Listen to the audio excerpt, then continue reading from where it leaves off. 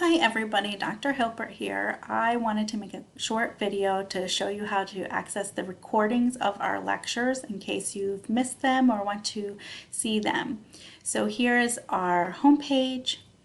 Of course, we get to our lectures through the virtual classroom sessions in Blackboard.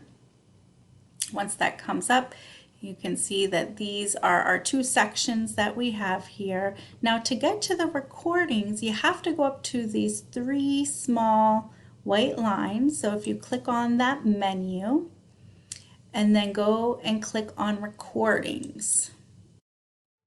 Now it takes a few minutes, if not an hour or two, before the class lecture is processed and put up here. But once you see, I try to go in and rename them. So section 4, that meets at 10.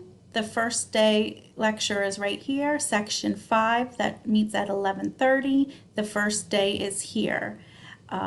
Very similar content. I guess if you'd want to watch the other class, you can feel free to do that. But these will start populating as we work through our lectures. Okay, that's it. Thank you.